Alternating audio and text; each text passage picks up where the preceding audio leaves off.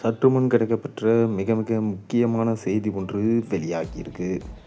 ஸ்டாலினுக்கு விழுந்த பலத்த அடி, கண்ணீரில் கோபாலபுர இல்லம்.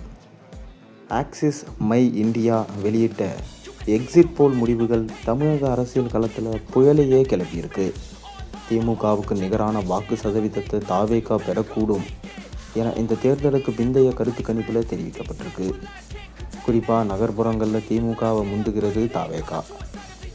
தமிழ்நாடு சட்டசபை தேர்தலை முன்னிட்டு வெளியான எக்ஸிட் போலில் மாநிலம் முழுவதும் வாக்கு சதவீதத்தில் கடும் போட்டி நிலவுவதாக தெரிகிறது. ஆக்சிஸ் மை இந்தியா நிறுவனம் வெளியிட்ட இந்த கணிப்பில் டிஎம்கே கூட்டணி மற்றும் டிவிகே இரண்டும் தலா 35% வாக்குகள் பங்குகளோட முன்னிலையில் இருப்பதாக சொல்லப்படுகிறது.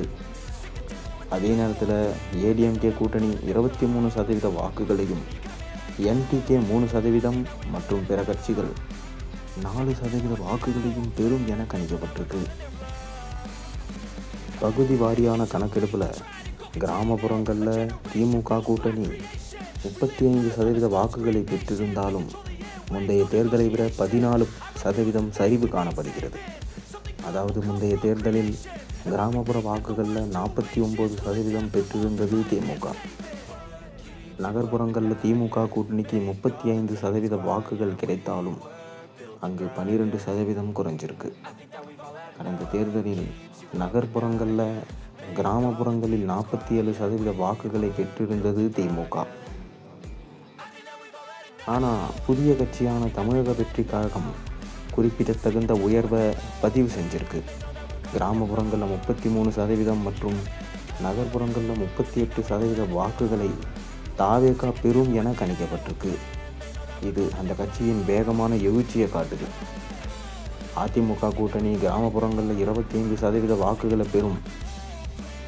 அதிமுக கடந்த முறை கிராமப்புற வாக்குகளில் 44% வாக்குகளை பெற்றிருந்த நிலையில் தற்போது அதில் 19% சரிவு கண்டிருக்கு.